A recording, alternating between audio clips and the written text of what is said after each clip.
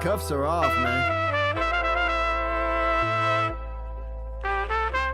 Get right. Too many left in these leagues, but I ain't gonna leave. I'ma get right. Get right. Down to the bottom and scratch it for all the... Hey everybody, Adam Rank here. What's up everybody? It's Marcus Grant. This is AJ Dillon of the Green Bay Packers. I gotta give a shout out to y'all at Get Right Fantasy. If you are not subscribed, what are you waiting for? You want to lose your league? Our league. Check out the Get Right Fantasy Network. You got to get right with the Get Right Fantasy Network.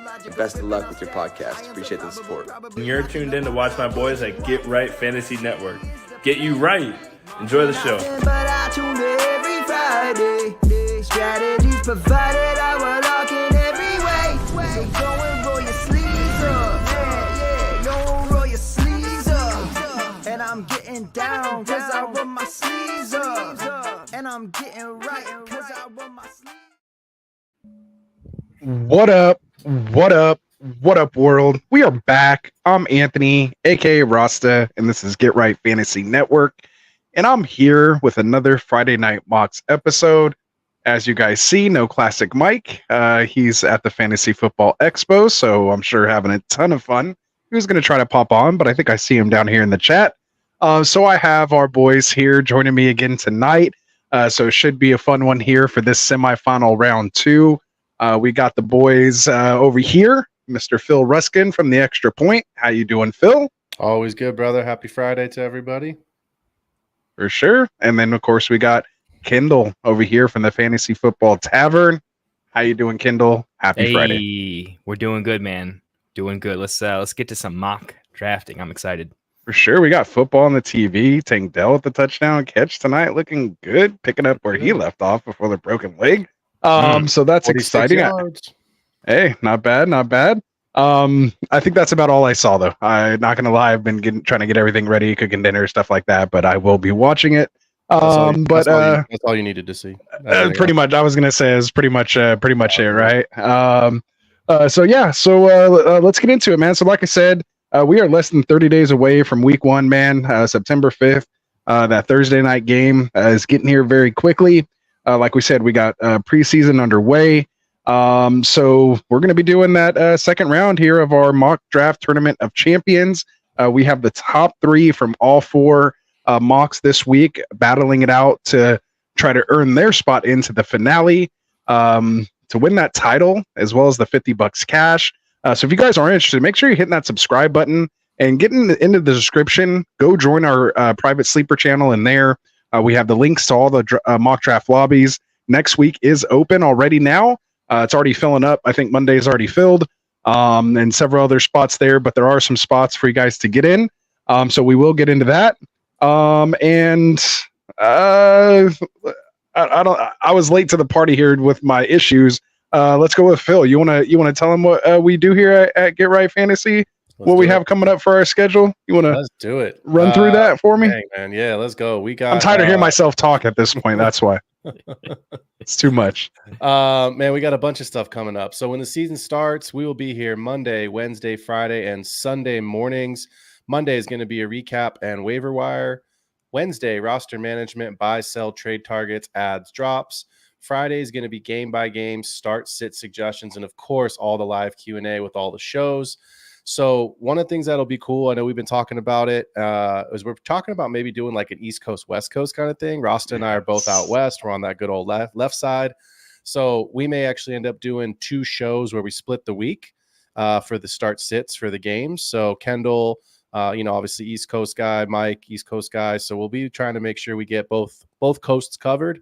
So if you're looking to get all the games, tune into 2 shows. We'll stream them back to back, but definitely don't want to keep the East Coast boys up till 2 a.m., but also don't want to ignore those West Coasters, man. So yeah, we got a lot of cool stuff coming up. But let's get this thing started, man. I know we're a little bit late. Guys are hot. They're ready to start clicking some buttons and getting some teams.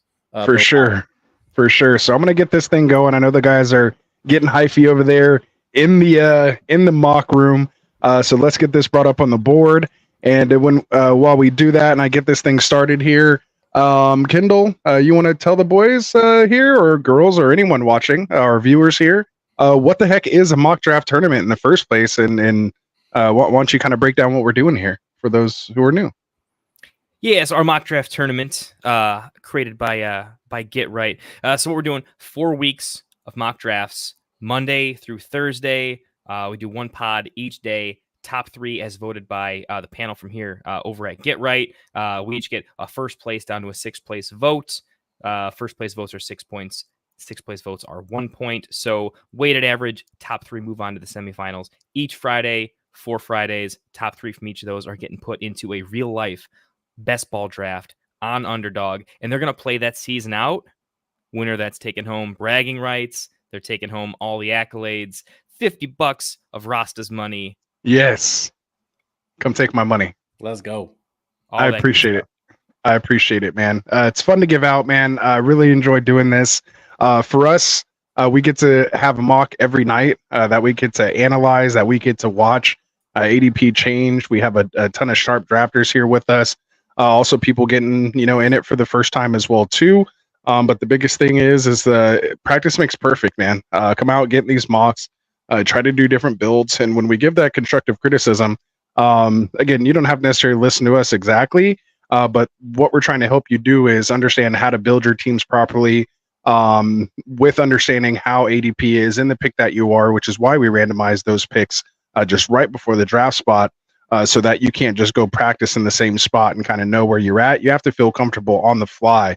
If something were to happen or you get sniped, knowing exactly where you're going to go after that. So that's what I like about it. It kind of keeps people on their toes, and gets them out of their comfort zone. Be comfortable being uncomfortable, as I like to say. Yeah, man, a lot of fun. I wish I could be on the other side of it, but it is a ton of fun just watching it, because you feel like you're part of it anyway, when you're breaking down everyone's teams. And we are getting going here. By the way, you guys seeing anything? Already some spicy picks in the first round.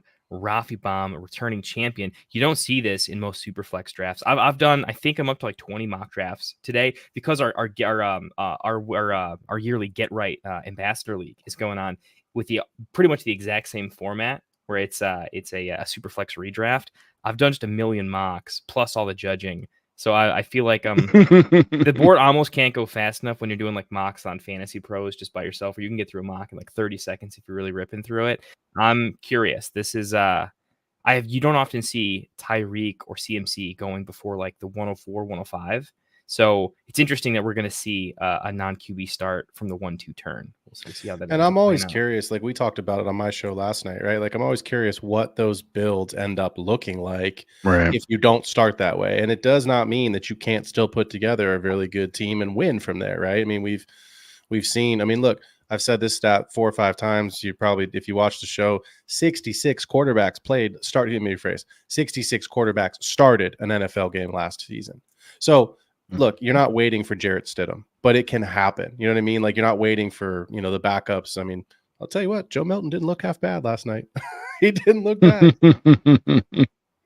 I'm not dying to have Joe Milton, but you understand my point is like at some point, guys are going to have to play. So I'm curious what Rafi's team looks like. I'm really curious what Vince and Sinker DFS at the 11-12, both starting with 0 QB, what those teams end up looking like. But look, ceiling performances from the skill guys. So and the chat is popping off. Obviously everyone's just excited to be out here tonight, saying what's up to everybody here. A lot of the folks that are drafting here. We got Victorious checking in on this one. He barely missed the cut here this week. I know he'll be back to get some more next week and try to get in round 3 semifinal. Hopefully we see you here, Victorious. So just get in there. Rafi saying, roll those MF and sleeves up, boys, and let's get this W.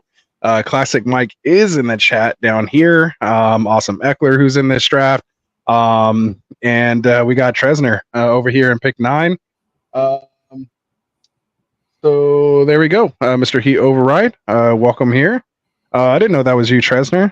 Tresner and Heat Override. Now I put the two together.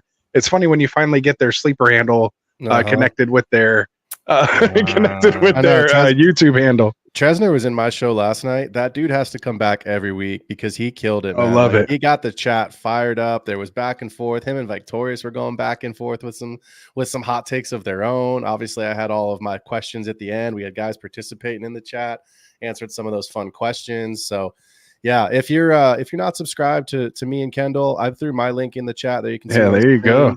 Go jump in, subscribe to the Extra Point. I'm on Spotify and Patreon. And then Kendall, where you at, man? Hit me up over at the Fantasy Football Tavern. Cold beers, hot takes. Have a good time over there. A lot of hot takes. I guess I've been the spicy take lately. I had to come on and take you off with that blasphemy you were talking last night on the show. I had to pop in and just end that whole thing. Hey, that was comfortable, my friend. That was a lot of fun. I think what's fun about redraft though is just sometimes I can love a player. I love like every wide receiver in the league this year. I've looked at entire boards trying to find. When you do like your best pick, worst pick shows, man. At wide receiver, I'm like, no, every pick's a good pick. I love all of them. It's such an awesome class. But man, every now and again, player that you like, the board ain't ADP ain't friendly. I think it's the most frustrating thing. How are you reacting to the everyday news about Quentin Johnston? Right, because every day he's dropping passes, and then we're hearing stuff like, "Oh, don't worry about the drop passes. He's going to have a big breakout." The team is expecting big things from him. So, what is your temperature level on QJ right now? I don't think it's changed. I didn't believe in him in my prospect. Right, he was a fade for me already. Yeah. I just didn't think it would translate as well to the NFL. Was proven pretty right. Do I think people can learn and get better? Absolutely. Jamison Williams, we kind of buried, right? And he obviously earned the respect in a way I don't think many of us would have called a comeback there. So do I think he can be better and earn a role? Yeah. Do I think that when they say like we're expecting big things from him, I think that's just a little hyperbolic when they really mean we expect him to earn his role as a starter. And if he follows an upward path, we expect good things. But he's still a borderline starter right now in a team that's probably going to run a lot of 12 personnel and your third wide receiver just might be a blocker at some point. So we'll see. I'm totally off on him. Don't buy the upside. Yeah, I'm with you. I was pretty out on him last year coming out. He was one of the players that I was like, if he's on the board and I'm there, I might pivot. There was just other guys that I thought were going to have better projections. It's just hard for me with a guy that's got so much opportunity in the path that's there to just not believe in him, because then I'm like sitting there going, am I the crazy one? Like, is it just me? But I just did I've done a couple hundred best ball drafts at this point. About 3 weeks ago, his ADP was holding pretty consistently at about 150 to 155 overall. He's at 170 right now. So in the last 2 weeks, he has dropped almost 2 rounds. So I think the community is pretty low on him. He obviously won't get picked tonight here in this draft, but I don't want to spend a ton of time on it. I think we've probably given it enough of this show. But Rasta, have you lost anyone on your best ball roster yet? Rondale Moore out for the year. Nah, never was taking any Rondale Moore. Just guys, that are just dealing with some of those little nagging ones, obviously the Pukas and, something like that. But we haven't really lost, again, knock on wood so far. We haven't lost like that, top 2, second round or third round, top 3 or 4 round picks. So let's just keep it that way. Like, I'd like to just at least let's start off the season with everybody, feeling good, and then see what happens. Yeah. The worst thing is to draft your team and then you lose a guy just right away. You feel like you're just climbing an uphill battle immediately. The J.K. Dobbins and Nick Chubb owners of last year. So I was on both those trains. So just to comment a little bit too on the QJ thing real quick, doesn't make a difference for me. I still think it's Chark, Glad, are the guys you wouldn't take a shot on, at least Chark, late in best ball. I'll take a shot on him. But pretty much I'm trying to, again, there's so many other good offenses. Like, I'm not getting hung up on these mediocre, type offenses. Like, I'll just go target, players from teams that I know are going to be putting up points. They're top offenses. It's just, sometimes we tend to overthink things, I think, sometimes, and we overanalyze by the time we get here to draft season. If you just draft good players on good teams and good situations, like, usually you're going to do okay. You know what I mean? Like, sometimes we overthink these things and try to find too much value, whereas, like, just because I'm in the 4th round, I'm not trying to find a guy that, could have went in the first. Like sometimes you just need a wide receiver too, for your build, and that's okay. Like give me a DK Metcalf as my wide receiver 2 or 3. Like I'm fine with that. I'm not avoiding him because he can't be the number 1 wide receiver overall. I think we get caught up in that a little too much as well too.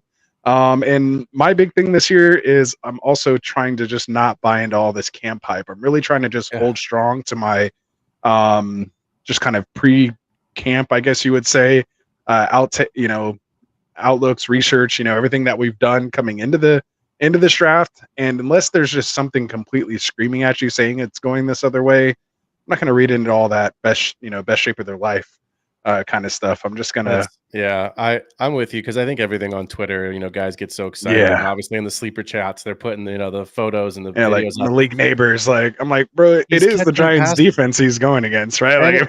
And he's catching passes with no pressure, in his freaking bicycle shorts with a shell. It's like, come on, guys. And no defensive coordinator that's getting paid millions of dollars to try to stop you. So I'm just saying, I'm not reading into that too much.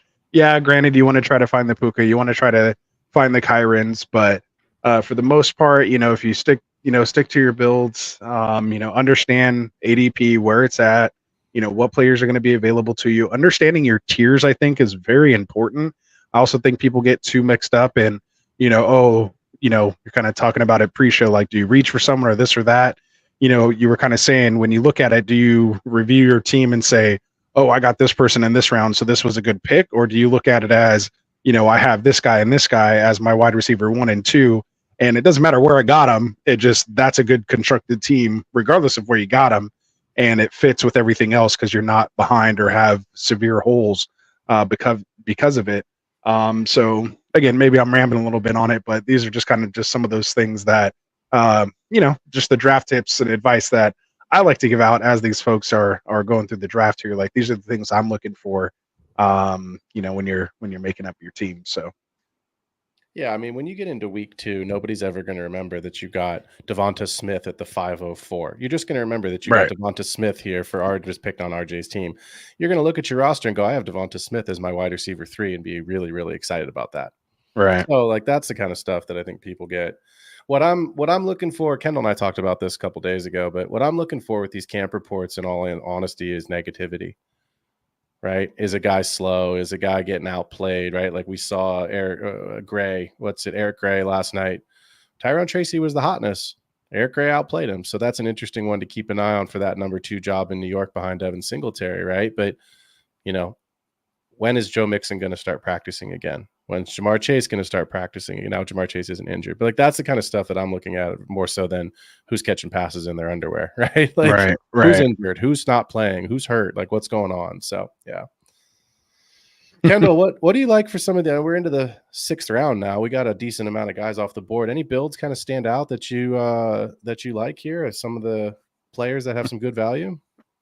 Yeah, I will. I'll do my best to just comment on not where they're going, but just what they've seen so far. I feel like it's always such a tricky slope. I'm super. It is tough. That's why I'm like, I just like staying in the other conversations so we don't have to really comment too much of what's going on, because I just want to start going, build it like this. So, go ahead. So like the story so far is definitely usually the folks in the middle, 4 to 8-ish type of range, right? It's you get to collect value as it falls. Typically, you got to stay the most open. You can make some interesting things happen. And the 4, the 5, and the 8 with Richardson there all did all right, we're going to grab our QB, and then who can wait out the other going for a QB.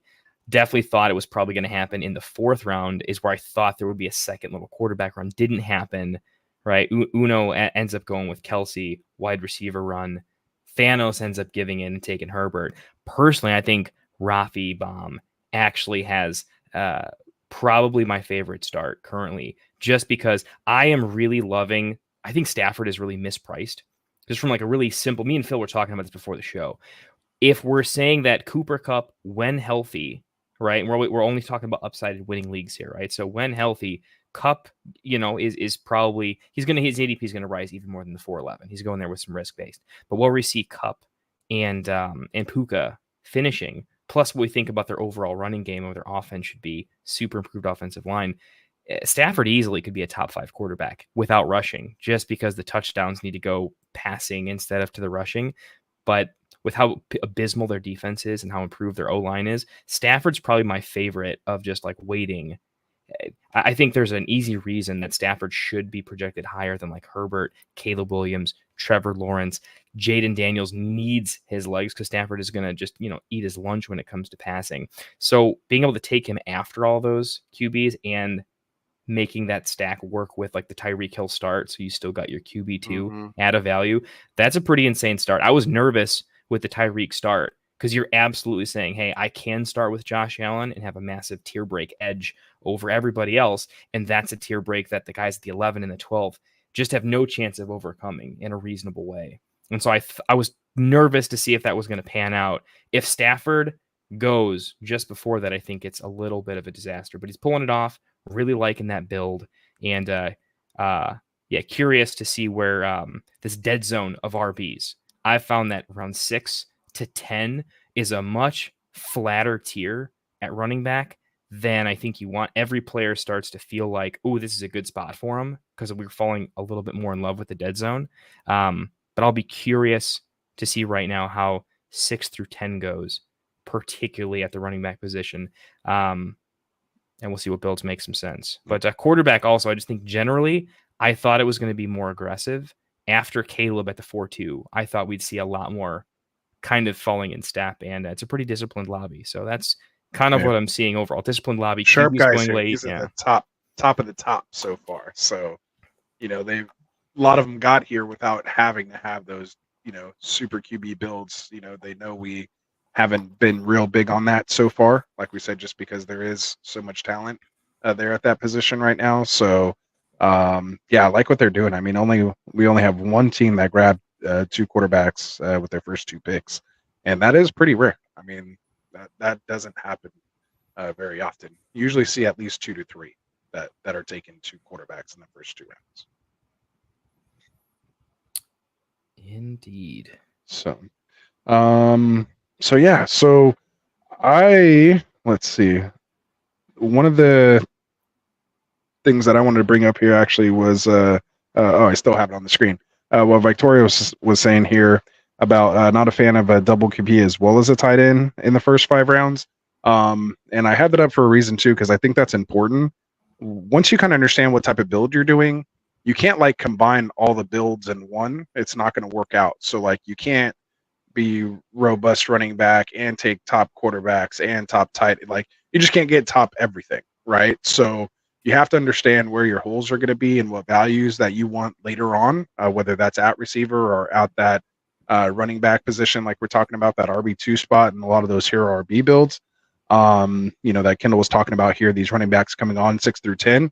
And the reason why these running backs are coming off here is because the wide receivers are just basically barren at that point when you get into this part. And this is where you start seeing, obviously we're not reaching over guys like James Conner, for some of these other wide receivers here.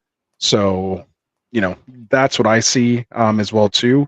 So like, for example, like Mick's team here at the 105 spot, Jackson, Wilson, Adams, Waddle, then you're running back, and then you grab that second quarterback. My only thing though is, he is the one who grabbed Connor there. I still think there's a couple wide receivers I'd want there before my second RB2 and a 3 wide receiver flex. Granted, it is only half PPR, but in any type of PPR, I'd still want a little. I'd want that extra wide receiver there, and I'd also be kind of pushing, that tight end a little farther there, versus settling for like a mid-tier type, tight end like Njoku as well. So, and this is where in the draft that I feel like a lot of teams, like when I'm ranking and grading them, like, hey, your first 5 or 6 picks might be great, but then you get into this spot 7, 8, 9, and you just have to make that correlate and tell the story with the top part of your team and have it all round out and come together. And that's where a lot of people miss out, to me. And you want to try to get the most out of every pick and don't make a pick be a waste. Make it make sense for your build, if that makes sense. Yeah, I'm not going to comment on the teams. I shared this, I think, 2 weeks ago, and I'll say it again. And obviously the guys that are in the draft right now are listening. Kendall, Rasta, myself, Mike, the rest of the Get Right Fantasy guys, like we're the ones grading these drafts to, move guys to their rounds. what I'm looking for is ultimately, if I have a question about your roster, who did you pass on? I'm not looking if you got sniped. That doesn't matter because you don't control that. But I am looking, once you've had your pick, who did you pass on that maybe would have strengthened your team, right? So like if you're talking about taking a second running back over some of the wide receivers, me personally, I don't always have a problem with it if you've already got 3 solid wide receivers up top and then maybe pushing the tight end down around and grabbing the 4th wide receiver. Like Rasta, you and I usually build pretty wide receiver heavy, but sometimes you just have to take the value of the running backs there because like you said, these running backs are getting pushed, or excuse me, these wide receivers are getting pushed so high up the board now, and they probably should. They do have higher ceilings, right? This is a redraft league, so you're not worried about their longevity for dynasty. But at the end of the day, like, do you want Devonta Smith or do you want James Conner? Like, that's a pretty easy decision for me, right? Do you want Devonta Smith or do you want Kenneth Walker, who went right next to him? That's a pretty easy decision for me. So I think it's a question of like, when the running backs do fall, is it at what point, and I'm not looking for an actual number, but like it's rhetorical, but like at what point do you is the value just too good to pass on? You know what I mean? Like that's kind of how I look at the grading is like, okay, I maybe would have gone a different build here, but you got some great value, or okay, you maybe missed this pick. So yeah, it's interesting to see how some of these teams come out in the end. And yeah, I don't really see any, like I said, like I'm not going to comment on the draft. We still got a couple rounds to go, but like I don't really see anything that stands out to me as like, ooh, that was a glaring error. I don't see anything yet, but yeah. Yeah, just minor things here, which are getting just more personal.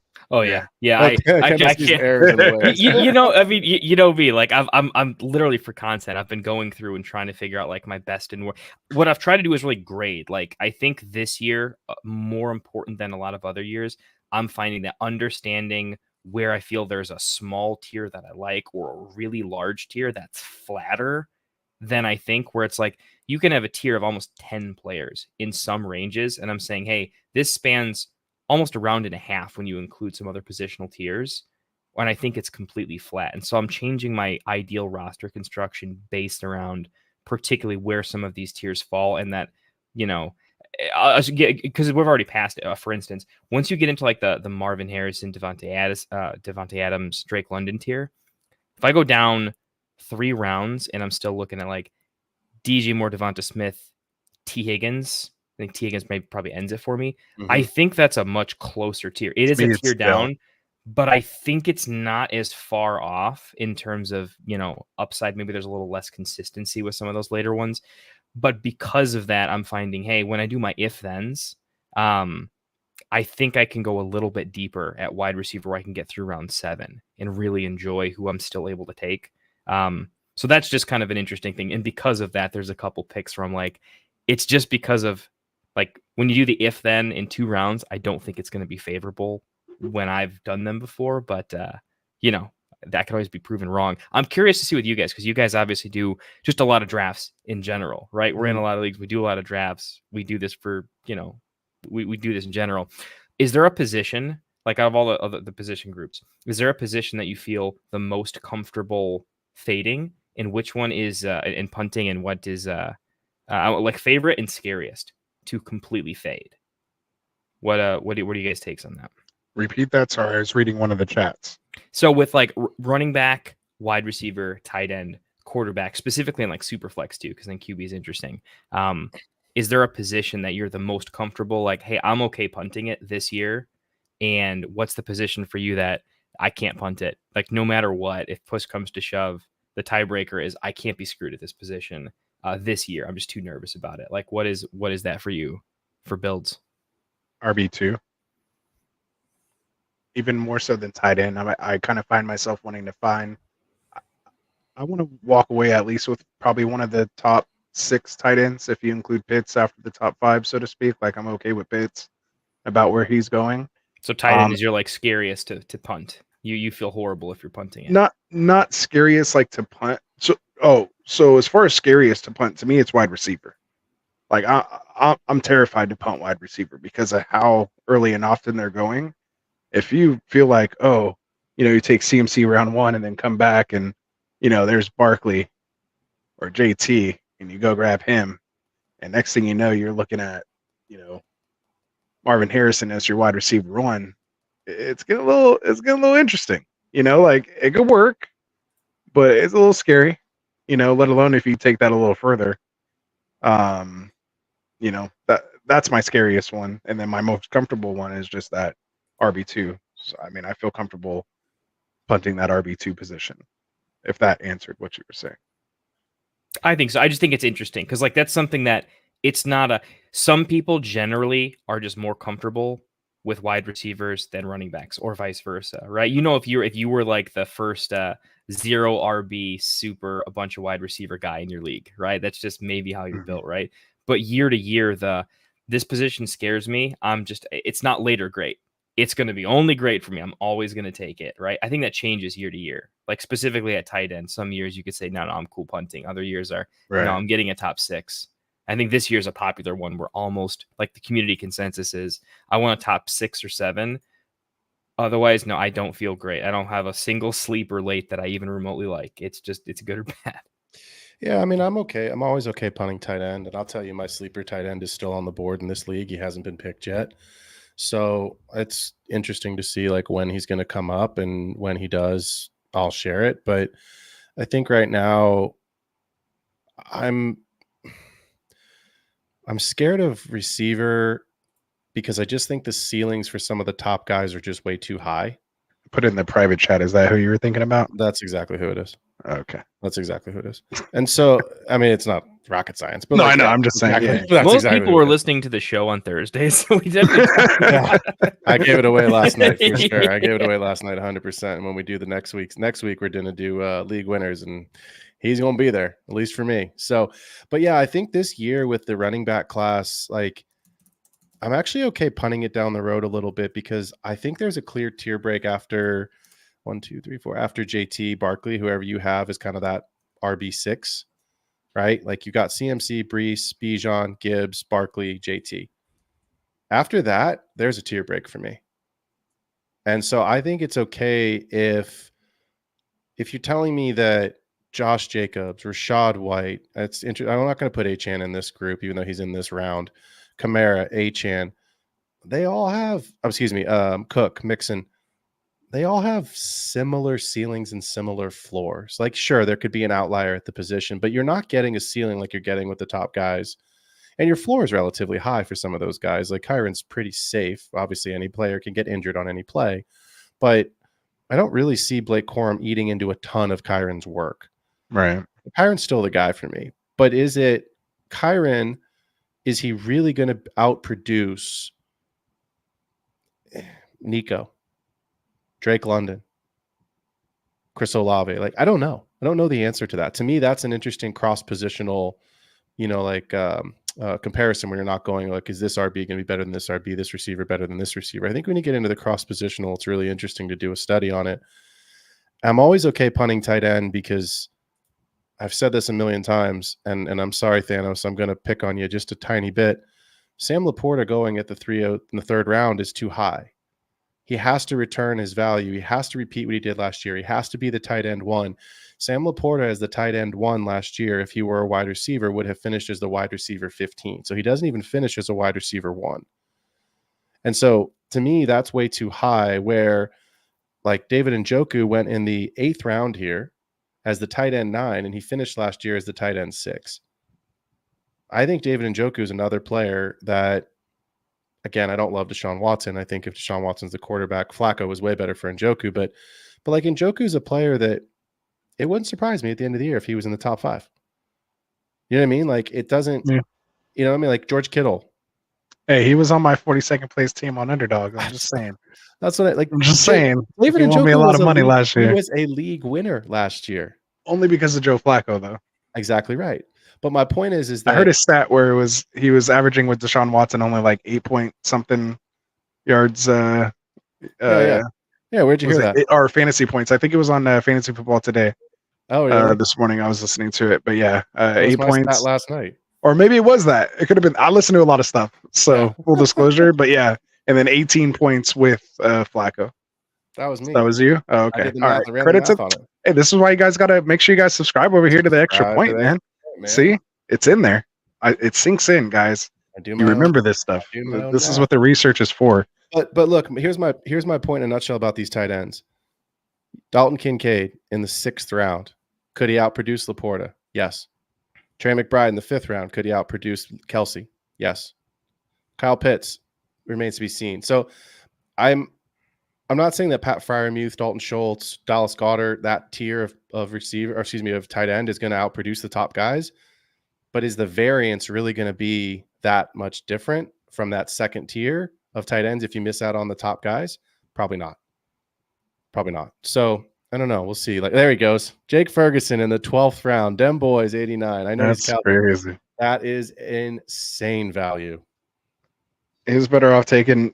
I'll take Ferguson where he took Bowers. I was gonna say, bro. I was like, you don't need Bowers. You could have snapped Ferguson and just been stoked on your freaking tight end right there, man.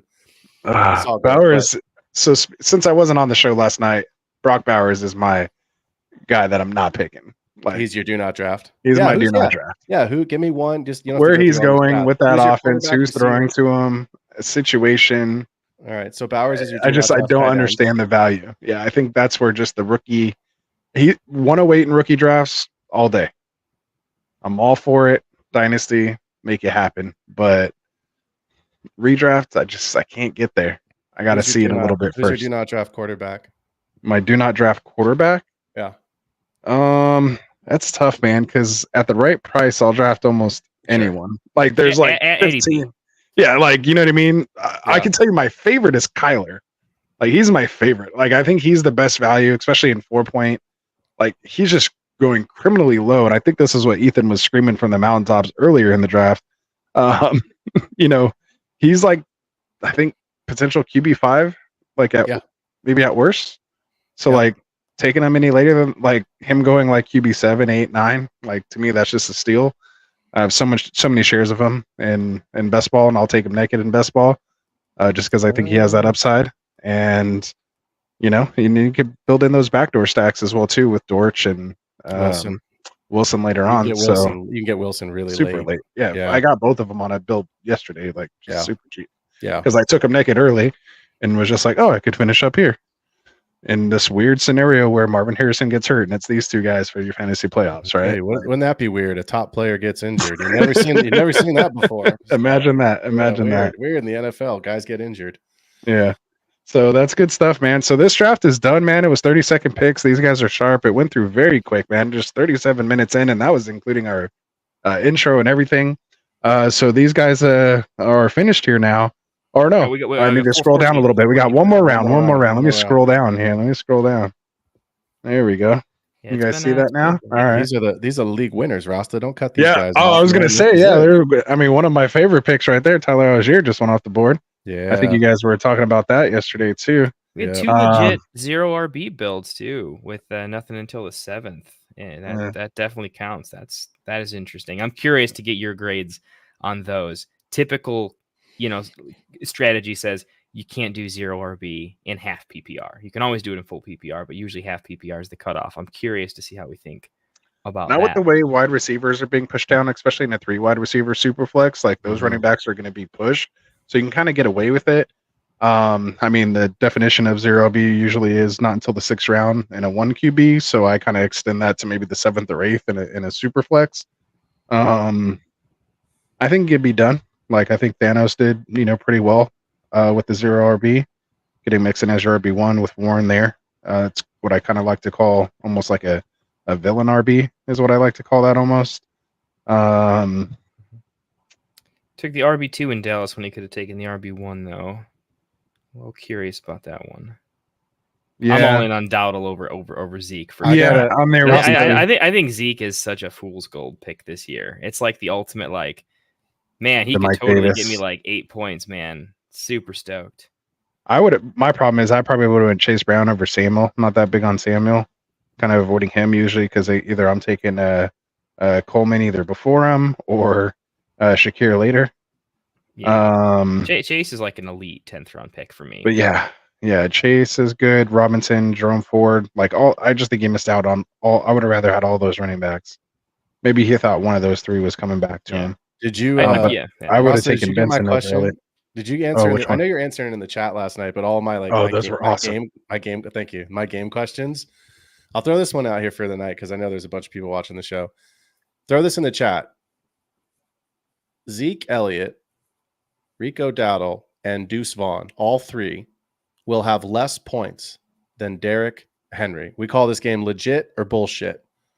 So the current Cowboys backfield will have less points than Derrick Henry, Zeke, Dowdle, and Vaughn. I'd love to know what some guys think in the chat. Legit or bullshit. So we did about 15 of these last night. Kendall, I know you're on the show. What'd you think of that? That was hopefully a good segment. I mean, being a part of it, yeah, I love those segments. When you do enough prep, it's like lightning round stuff like that, where it's just fast. I just want to know. It's like applying your personal rankings a little bit. I had a pretty good time with that. I cannot wait to bring it back. Those are fun. That was good stuff. I'm as excited as I am for league winners next week. I'm like more excited to get to the games and the questions because I think that's like the fun part of it. It's like, all right, we're gonna give our player takes. That's what people need to hear because they're gonna draft. But then it's like, where do I get some questionable thought or like, whoa, maybe it's not as crazy as spark some conversation. Maybe it's some not hot as crazy takes, as I right? thought it was. Yeah, exactly. No, those are good. What's funny though is we used to actually do that usually a lot post stream. Yeah. So way back in the day, when it was when Dustin was still on here all the time, he might be watching right now. But he used to just love to do that with Tycoon and I when we get done with the stream. And he'd pop in, like even if he wasn't on the show, he'd still just come pop in on the stream afterwards, and we just hang out, talk football. And he would just rapid fire a bunch of questions like that, like who do you got higher or lower?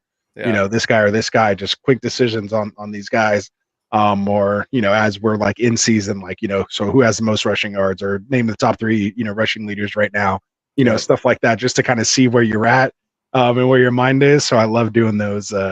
I'm gonna shoot my link in the chat again because I think there was a bunch like that was I got so many comments and like DMs today from last night's show about like, dude, we love that was awesome. So yeah, that was really cool. Throwing my link in the chat again. Make sure you guys are subscribed for sure. Every Thursday night, the extra point.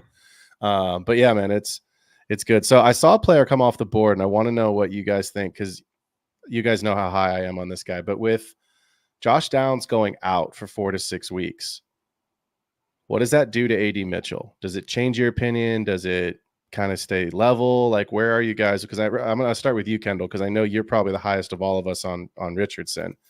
With the Josh Downs injury, what does that do for AD Mitchell more so than Michael Pittman? Yes. Okay. There's 2 takes on them for I think these are probably going to be the closest to the sharp takes they get. It doesn't affect his redraft like season long projection as much as I think most people want to. What it does is I never thought he was really going to have a huge shot at earning a significant, like we always say 1A, 1B, kind of like the 2A, 2B, like really earning all the way up to kind of equal with Downs. I just don't think that's realistic. In the Downs injury, it's bad, but it's Josh Downs was already proving so much that it's just no one's worried about it. AD's still going to have to prove, and like in week 2, he's just not going to be the guy. What it does do is I do think it really raises his dynasty outlook because he's going to hit the field earlier. He's going to get more familiar with the playbook. The coach is going to have to get used to getting him involved in the offense, and he just will be earlier than a lot of the other rookies are going to get to. So like it's going to his chances to really hit like a year or 2 breakout in a team that we think is ascending. All flags are going to be up for him going into next year. So he's a huge buy in dynasty because of how the early season is going to affect his ability. But I don't go crazy in redraft and say like, oh, I'm going to buy the dip. It's more of like a best ball. Like, hey, I want him a little bit more in best ball because the amount of weeks he'll have an opportunity to actually grab some touchdowns starts at the beginning of the season, not halfway through. But for redraft, he's going to get on the field early. You're still not going to start him. And by the time you were going to start him, this isn't going to change anything. So his ADP is probably going to go up, and I'm actually going to draft less of him because his ADP isn't going to affect his projection as much through the roof in Dynasty, though. Yeah, and I'm right there with you. Just to add in on that, I mean, Phil and I usually are the ones fighting over AD Mitchell, and a lot of the drafts that we do have a ton of them in best ball. Of course, just again, 4.3 speed, third fastest 40 time.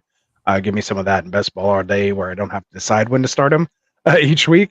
Redraft, like you said, it's a little hard, especially with him, with that injury now to Downs. His ADP could shoot up, so probably get away from him. That's the thing that sucks about this time of year is all of us who've been drafting since like April. All it takes is one, X video or something to happen or a coach to say something to just completely screw up ADP for these guys that we like, late round. So then it feels like all that research and advantage that we felt like we did. Like I always want to draft my redraft teams like in April. I feel like I'd have an advantage over a lot of the guys, in our redraft leagues if we did it then. But yeah, as far as right now, with that, I could see myself in redraft not really getting too many shares of them. Yeah, I with think this Downs injury. I think Kendall, you hit it on the head, right? Like he's going to get to play more. It's great for dynasty, but also like it's going to drive the price up in redraft because it's one less mouth to feed. There's less competition. I mean, I like Rafi's comment, right? Like I think it puts Pierce more in play than he has been. Still probably is like a waiver wire stash, but I'm not going to take Pierce on a flyer just because of an injury. But yeah, it's just.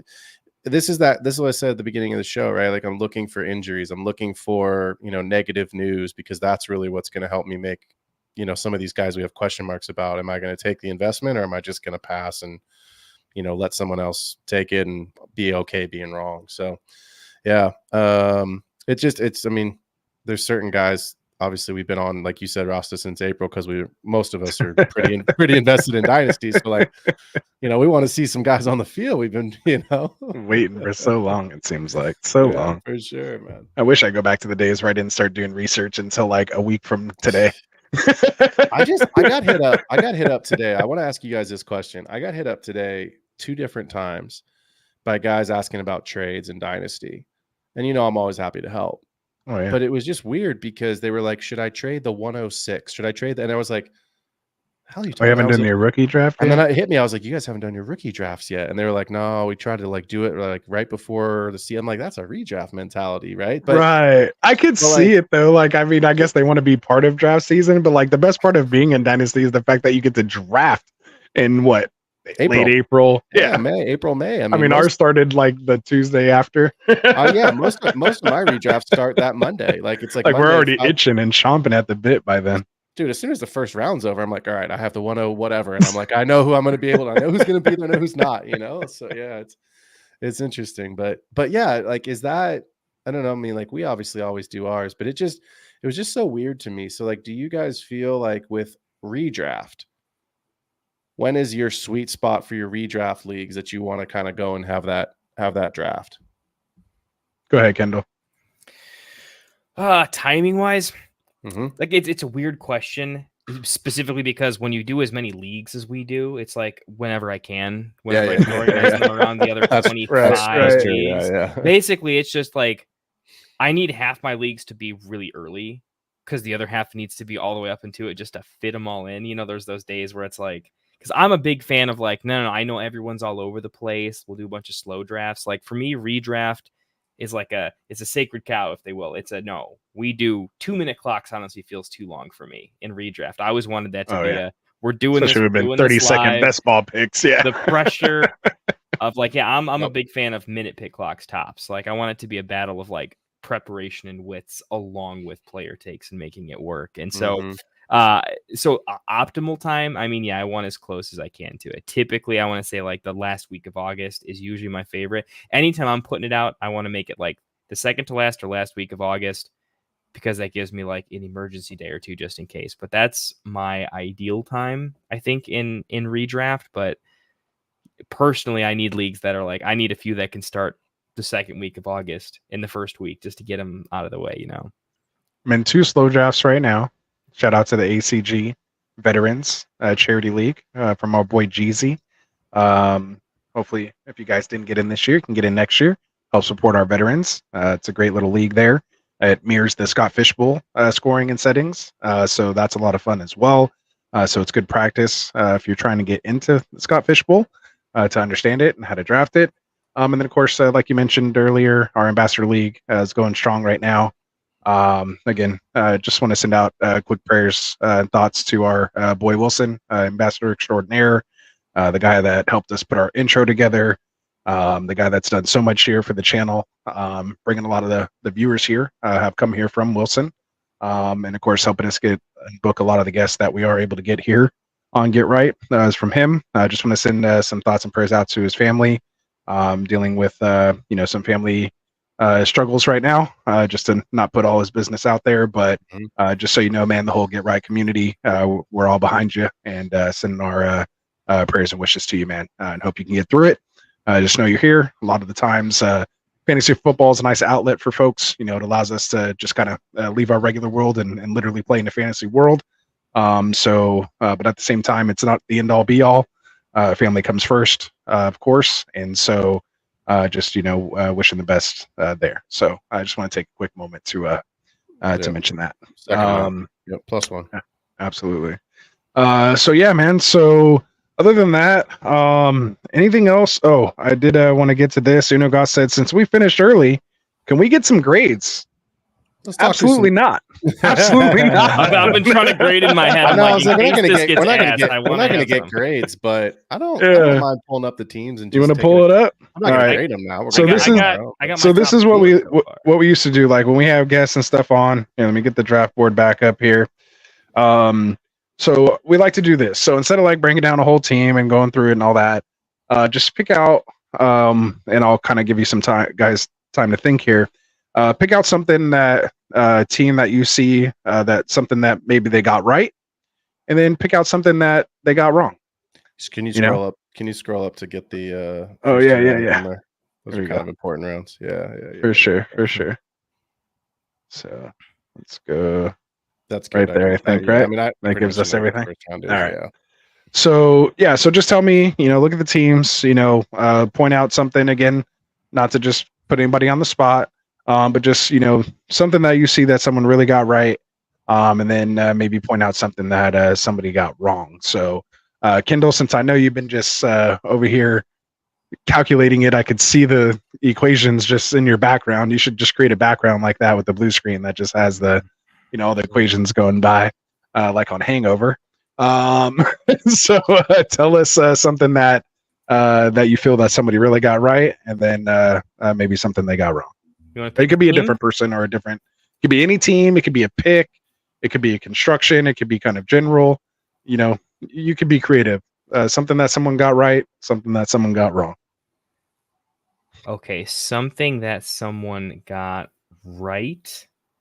I think one of the biggest things I look for is I scroll and see, okay, who nailed like the late round picks at a position and who didn't. Oftentimes when rosters are close, it's just like, hey, who made the most like mistakes? It's probably according to my rankings, right? But who was kind of the most interesting there.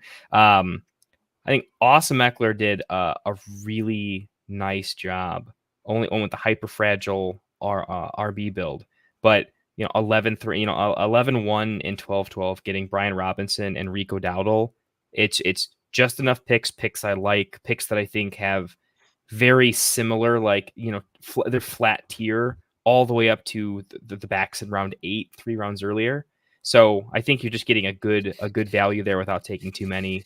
That was pretty fantastic. And I know the chat's already talking about it. Favorite pick in the draft is easily 6-7 to them boys. Achane going in the 6th round is just that's easily my favorite pick. I don't think it should have happened. It got a little crazy, but that was pretty spicy that he won at that late. That's crazy. So what about you, Phil? Yeah, go ahead.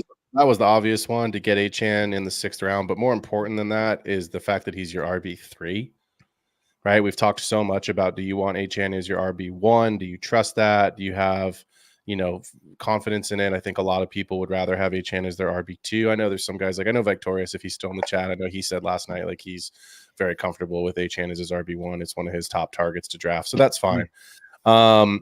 He was the one calling out the pick early, remember? Yeah, exactly. So he couldn't see it. And to me, that's the glaring one, but I want to go a different direction here. I felt a little bit bad. I called Thanos out earlier because I don't love the Sam Laporta pick being that high, but I do like the fact that he was still able to basically punt RB and still put together what I think is a decent core with Mixon and Warren as your RB1 and 2.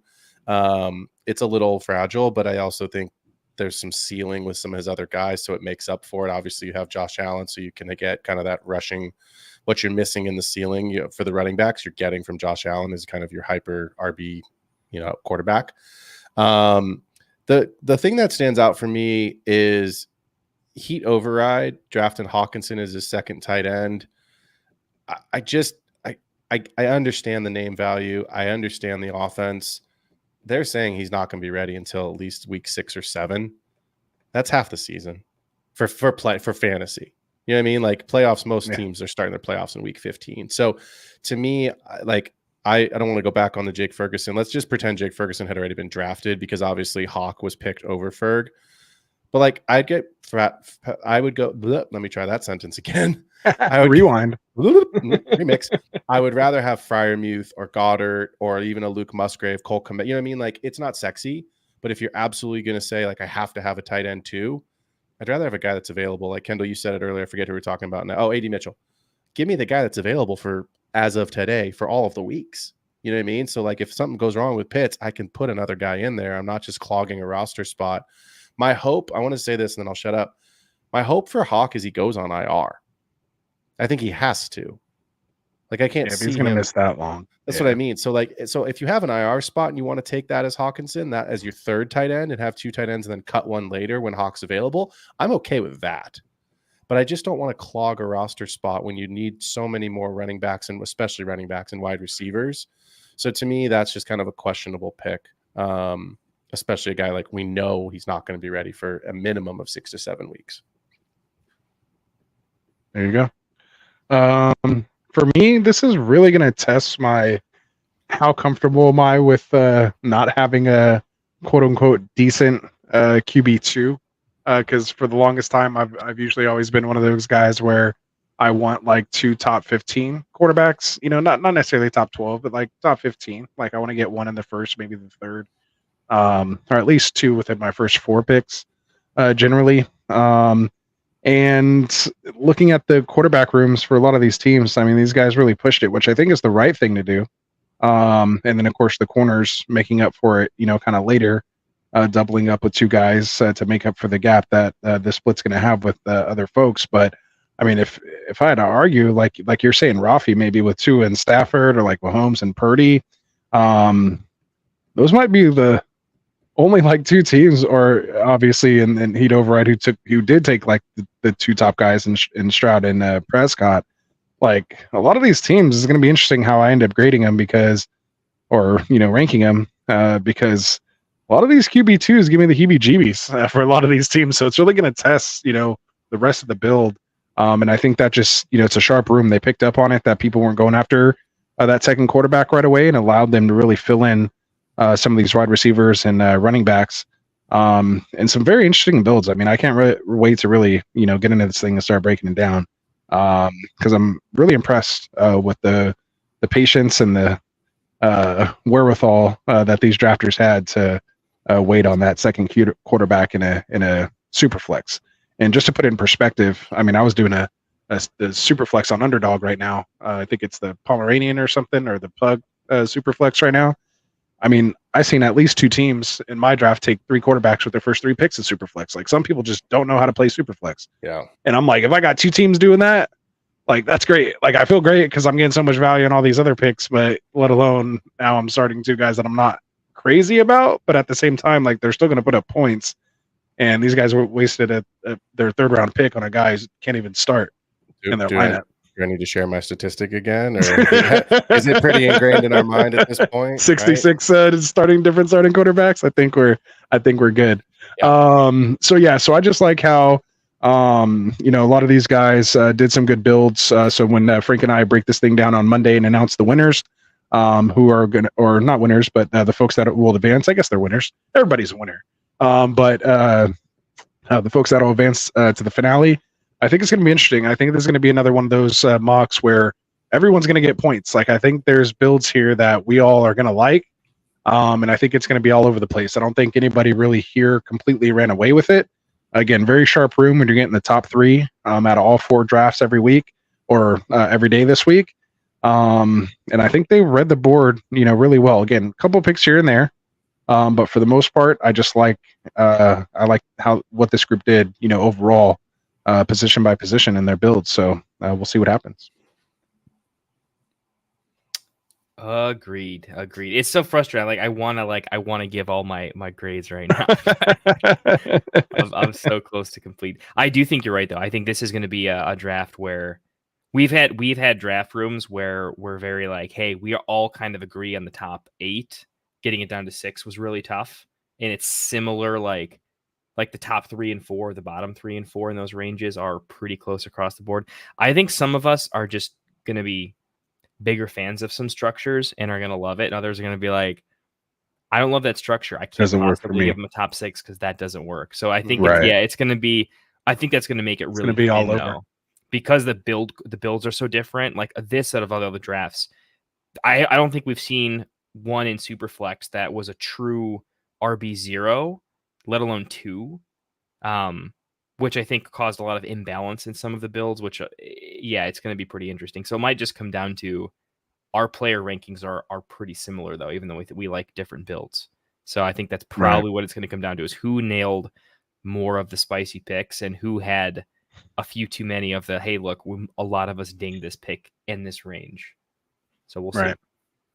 All right, so Abdul, we're not doing another draft tonight, but we have drafts running all next week, Monday through Thursday, our qualifying rounds. Make sure you go into the description. You'll see a link there to join our private sleeper channel. Look for the thread that's pinned there that says 2024 Mock Draft Tournament of Champions. The lobbies are there. They're dated. It shows the time, 6:30 Pacific, 9:30 Eastern. You can get any one of those, only one per week, to make sure we have enough people, but it'll be 48 different people drafting again next week. Obviously, with whoever the 3 advance, they'll be out of it, but there'll still be 45 other spots to fill. So make sure you get in there if you want to come draft with us and have a chance to draft here live on Friday night. So there we go. And we got Brian in here saying the same thing, new draft. So just repeated what I just said, man. If you want to get into that description, or shoot me the DM and I'll get you into one of the mocks. Let me know what day you're available. Again, all of our contact info is down in the description. Well, and again, sorry, Ross, cut you off. I'll just say as well, for guys that don't get in, or for guys that do get in and just want an extra one, I've been running Wednesday mock drafts on my own. They're not associated with the tournament, but it's just an extra practice. And I think the thing that people love about them is it's just like what we're doing with the tournament with 12 actual managers. It's not an auto draft with a computer. So it is a good way to see, like, how are guys thinking? What if I have to draft from the 112? What if I draft from the 102? So on Wednesdays, you can always DM me at pruskin. I'm probably going to run them every Wednesday until the season starts, to be honest, unless I can't for some reason. I'll let you know. But yeah, if you're wanting practice before you're in our tournament, hit me up and we'll help, because I think it's always good to get as many mocks in as you can against live folks before you go into your leagues. The Get Right community is really big. We're all mock draft junkies. Out of all the different types of like fantasy communities, y'all very, very, very mock draft junkies. Go to the sleeper channel that we have going on. If you have that set up, I think there's a mock draft post there. If you have time to mock, it's like texting the whole community. Just hop in there and drop a post. Hey, look at a mock.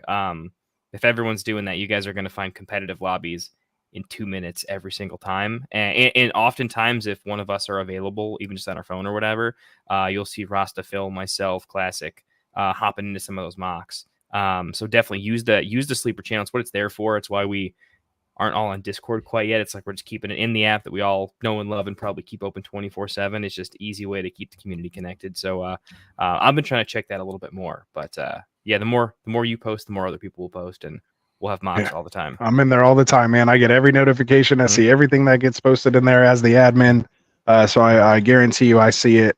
A lot of the folks are going to respond in there. A lot of the people that are part of the community are also content creators themselves. So a lot of people that are going to be responding to that, you could take their advice. They're not there to steer you wrong. It is a good supportive community. We're still not super, super big to where we have, maybe too many trolls, so to speak, out there that are just, out there to just mess with you, that you might find in the public sleeper threads. But when you come into our private sleeper thread, man, it's a lot of folks that have kind of been vetted. They're part of the community and want to give back. So a lot of good stuff there. So again, if you guys are watching here on the Get Right Fantasy Network channel, make sure you guys go subscribe to these guys here on their private channels. The Extra Point and the Fantasy Football Tavern, the links are down in the description as well. Throw these guys a sub, man. They're giving you your time, their expertise. These guys know what they're doing when it comes here to fantasy football, man. We're happy that they joined us here on Get Right Fantasy. So do them a solid. It doesn't cost anything to go throw them a sub. Just a quick 1 second to hit that little subscribe button for them. And again, if you are new here watching us for this first time, hit the subscribe button for Get Right Fantasy as well too, man. We'll get you guys going. So I want to ooh, there we go. Love the addition of Phil and Kindle. As studs fit nicely with our group of DJs. Absolutely love over Appreciate here, you. man. Yeah, It was we were like peas in a pod, man. When it came together, man. I was so happy to meet these guys. Just telling Kindle, it felt like I've known you guys for years already, and it's only been like a month or two. So, but it seems like it's been a lot more. So I'm going to give the floor to these guys here just to tell you a little bit more about who they are, what they got going on their channels. Yeah, I'll give you the floor. So Phil, just since you're here first, go right ahead, my guy. Yeah, nice. So jump on over to the Extra Point. You can find me on Spotify and Patreon if podcasts are more your style. We're just basically going through a ton of Dynasty. That's really what the show's about. But as I've gotten into more content creation, it's really evolved into best ball takes. We're looking at obviously redraft season. We're making sure that we're up on that. So if you're looking for, a different take than what you continuously hear over and over and over, if you like the Get Right Fantasy channel, I've always got these guys on as my guest host. I've got some other friends in the industry, so I'm always bringing on new guests. Next Thursday, my show is always on at 7 p.m. on Thursday nights. Once the season starts, it will go to 4 p.m. Pacific because we all want to watch some Thursday night football. Yes, sir. But for now, we're still at 7 p.m. This week coming up, we will be doing our league winners show. So as we get into redraft season, really great opportunity. If you didn't make last night's show, it was awesome. We did the do not draft list. So you can catch the do not draft list. And then next Thursday, we will have the league winners. But yeah, check me out on YouTube at The Extra Point. And then obviously on Spotify and Patreon. For sure. All right. Kendall, you ready for your close-up? The best dressed man in fantasy, rivaling our own Tycoon. Let's go. Yeah, we got to get me and Tycoon on a stream together, man. That's gonna be fun. We'll fully like news desk this thing. Yeah, for sure. It'll be good. I'm loving it. But hey, guys, put a tux on for that episode. Sorry, go ahead. I might do that as well. The day we do it is we're not going to plan it. It's just going to happen. It's going to be like Dumb and Dumber. It's going to be a good time. But anyways, hey, thanks to all you guys who tuned into the stream tonight. Really appreciate it. If you want more degenerate fantasy content, do check me out over at the Fantasy Football Tavern. I know I've been a little bit lacking on videos as of late, but I have a bunch more content coming out in the next 2 weeks. What I'm really looking for, though, is we're still kind of small, not quite at 1,000 subs yet, not even at 200. So I'm trying to figure out what types of content the community that actually does watch us the most over here and Get Right. What type of content are you missing? What do you like the most of that you'd like to see? If you can, check out a couple of my videos and just leave a comment on what you want to see more of, what types of shows, what segments you want to focus on, right? What guests do you want to have and how you want that to go down? I don't know enough of you well enough yet. And so while I'm still figuring out what lanes I want to go in, I would love for it to be created by the community for whatever you guys want to do. I just want to hang out, drink a beer, talk some fantasy, and go from there. So appreciate you guys. Let me know in the comments. Oh, did Rasta's audio go out? No, we can't hear you. No, he's out. All right. Hey, is what it is. Rasta, we'll figure it out. We'll figure it out. We got it. But yeah. Look, for all of us here, I'll do what Rasta would do, right? For all of us here at the Get Right Fantasy Network, thanks for tuning in. As we talked about, more mock draft lobbies are open, so make sure you get into that sleeper channel if you want to get into our mock draft tournament of champions. For everybody at the Get Right Fantasy Network, thanks for hanging out on another Friday night. Rasta, if you can hit the outro music, let's hit it and let's wrap it up, boys. Right fantasy is the play. Marking nothing, but I tune in every Friday. Strategies provided, I will lock in every way. So go and roll your sleeve.